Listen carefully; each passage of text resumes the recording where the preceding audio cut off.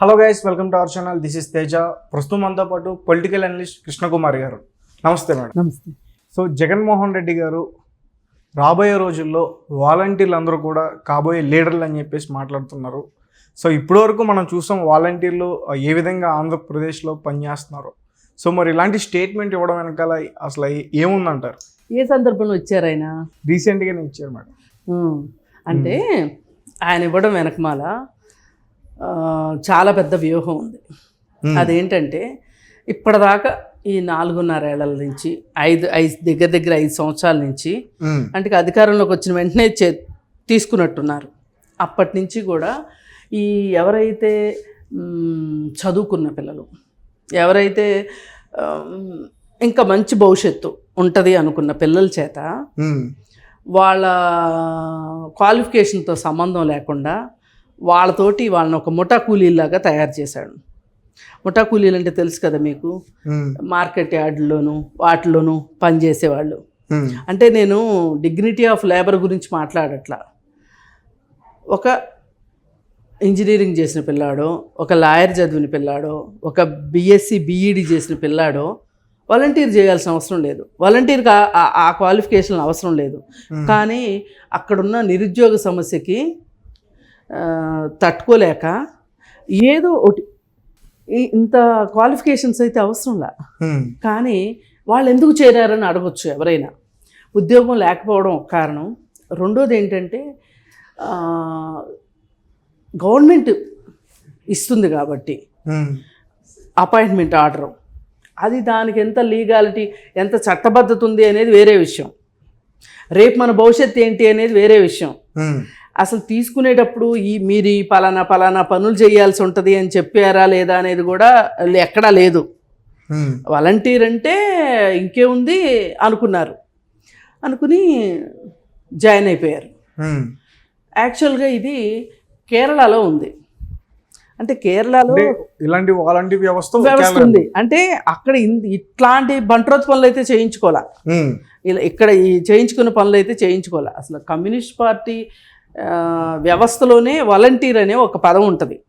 ఏదైనా కాన్ఫరెన్స్లు జరిగేటప్పుడు పెద్దవాళ్ళని తీసుకొచ్చి అక్కడ కూర్చోబెట్టే విషయంలో కావచ్చు, లేదు మంచినీళ్ళు ఇచ్చే విషయంలో కావచ్చు, అంటే అది తాత్కాలికం. ఓకే. అయితే అలాంటి పదాన్ని పట్టుకొని వచ్చి వీళ్ళు ఇక్కడ ఈ వాలంటీర్ అనే వ్యవస్థని పెట్టి దీనికి పొలవమంట పాపం చదువుకున్న పిల్లలందరూ కూడా జాయిన్ అయిపోయారు. జాయిన్ అయిపోయిన తర్వాత డిగ్రీలు బీటెక్లు లాలు ఇవన్నీ చదివిన వాళ్ళు కూడా చేరారు. చేరితే వీళ్ళతో చేయించిన పనులు ఏంటి, వీళ్ళకి ఇస్తున్న జీతం ఎంత, అసలు వీళ్ళ ఉద్యోగానికి ఉన్న చట్టబద్ధత ఎంత అని తెలిసేలోపే వీళ్ళు ఇంకేం చేస్తారు. 5 సంవత్సరాలు అయిపోయినాయి. 5 సంవత్సరాలు అయిపోయింది. వీళ్ళతో చేయించిన పనులు ఏంటంటే వీళ్ళకి డైరెక్ట్గా ముఖ్యమంత్రితోటి కాంటాక్ట్ ఉంటుంది. నెట్వర్క్ అట్లా పెట్టారు. ఆ సిస్టమ్ తోటి వీళ్ళు కనెక్ట్ అవుతారు. అందుకే సర్పంచులు, జెడ్పీటీసీలు, ఎమ్మెల్యేలు, మంత్రులకి బాగా కోపంగా కారాలు మిరియాలు నూరుతున్న విషయం అందుకే. వీళ్ళు డైరెక్ట్ అనమాట. అంటే వీళ్ళు ఏం చేసినా సరే ఇవాళ మేము పలానా పని చేసాము, వీళ్ళకి ఒక ల్యాప్టాప్ ఇస్తారు కదా, ఆ ల్యాప్టాప్లో పెట్టేసేయాలి. ఇన్ని ఇళ్ళకి వెళ్ళాం, మేము ఇంతమందితో మాట్లాడాం, ఇంతమందికి రేషన్ ఇచ్చాం, ఇంతమందికి పెన్షన్ ఇచ్చాం, ఇంతమంది ఇళ్లల్లో ఎవరు ఏ పార్టీ సానుభూతి పొరలో మేము కనిపెట్టాం, కుటుంబాలతోటి స్నేహం పెంచుకొని, ఇట్లాంటి ఇన్ఫర్మేషన్ అంతా ఇస్తా వెళ్తున్నారు.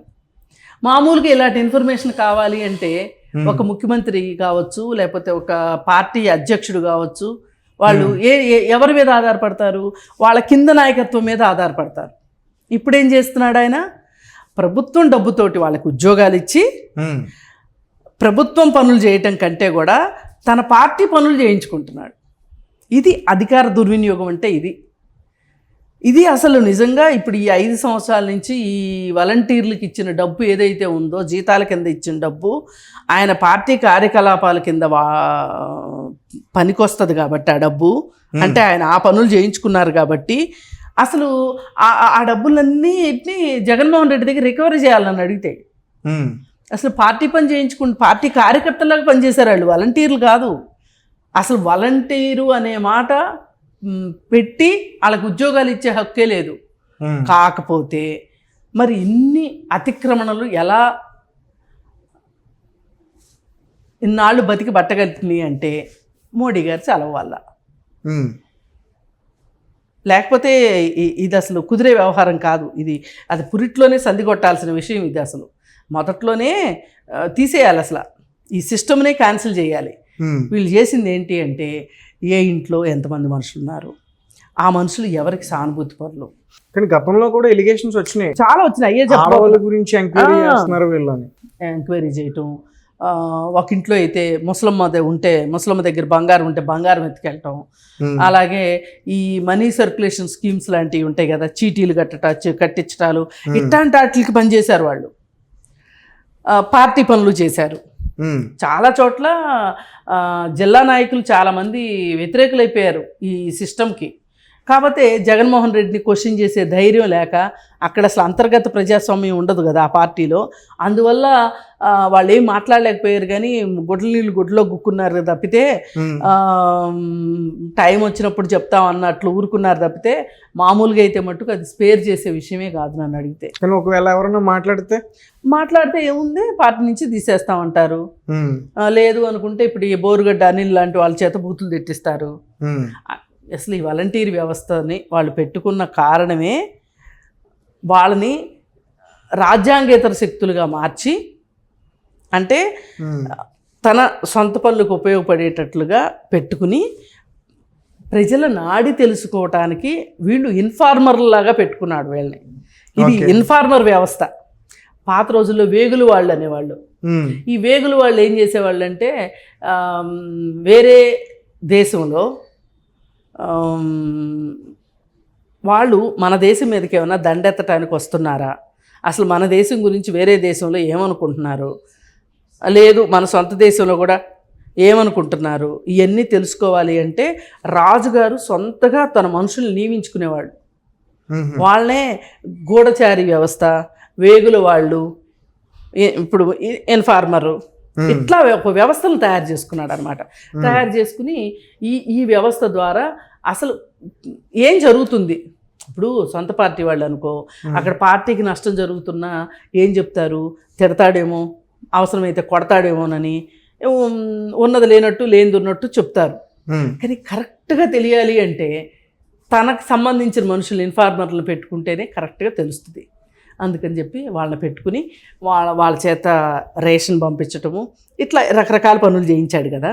అయితే మరి ఇవన్నీ చేసిన తర్వాత వీళ్ళ చేత పోలింగ్ స్లిప్లు ఇప్పించడం, ఎలక్షన్లు ఏమన్నా వచ్చినప్పుడు వస్తాయి కదా మధ్యలో ఎలక్షన్స్, పంచాయతీ ఎలక్షన్స్ కావచ్చు, ఇట్లాంటి ఎలక్షన్స్ ఏమన్నా వస్తే, కార్పొరేషన్ ఎలక్షన్స్, ఎమ్మెల్సీ ఎలక్షన్స్ ఇట్లాంటివి వచ్చినప్పుడు వాళ్ళ చేత ఈ విధంగా వాడించుకున్నారనమాట. వాళ్ళని పార్టీకి ఉపయోగించుకుంటే ఇదంతా చూసి ఎవరో సుప్రీంకోర్టులో కేసు కూడా వేస్తే ఇట్లాంటి పనులకు వాళ్ళని వాడటానికి వీల్లేదు, అసలు సేవకులు అనే మాటే మన దగ్గర లేదు, అసలు వాలంటీర్ అనే పదమే కరెక్ట్ కాదు, పైగా ఆ వాలంటీర్లకి రాష్ట్ర ప్రభుత్వం ఖజానాలో నుంచి జీతం ఇవ్వడం కరెక్ట్ కాదు అని కూడా అన్నారు.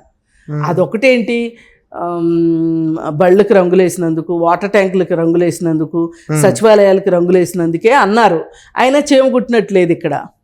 అయితే ఇప్పుడు తాజాగా వీళ్ళు కాబోయే రాజకీయ నాయకులు అనేంత క్రీమ్ బిస్కెట్ ఎందుకు వేశాడు జగన్మోహన్ రెడ్డి అంటే, వీళ్ళు రేపు ఎలక్షన్లో వీళ్ళ పాత్ర చాలా ఉంది, వీళ్ళ అవసరం చాలా ఉంది, వీళ్ళ సేవలు చాలా ఉన్నాయి. అసలైన వాలంటీర్ ఇప్పుడే వాడు. వైసీపీకి వాలంటీరు, ప్రభుత్వానికి ప్రజలకి వాలంటీర్ కాదు, వైసీపీకి వాలంటీరు. తెలివిగా ఏం చేశాడంటే తను ఆడుకుంటూ ప్రభుత్వ ఖజానా నుంచి డబ్బులు ఇప్పించాడు. ఇది ఖజానాకి తూట్లంటే ఇవి.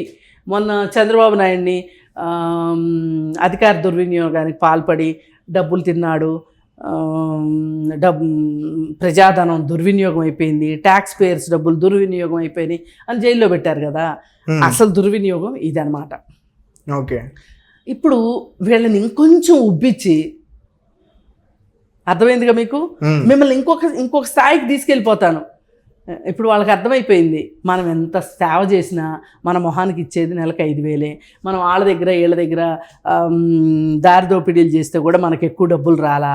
అదే మనం రాజకీయ నాయకులమే అయిపోతే డబ్బులన్నీ మనయే కదా అనే ఒక ఆలోచనకు వచ్చి మీరు కాబోయే రాజకీయ నాయకులు అని చెప్పి ఇప్పుడు ఒక గుర్రాన్ని పరిగెట్టించాలి అంటే ఏం చేస్తారంటే ముందు పచ్చిగడ్డి కట్టి పరిగెట్టిస్తూ ఉంటారు. ఆ గడ్డిని అందుకుందామని చెప్పి ఇది ఇంకా వేగంగా పరిగెడతా ఉంటుంది.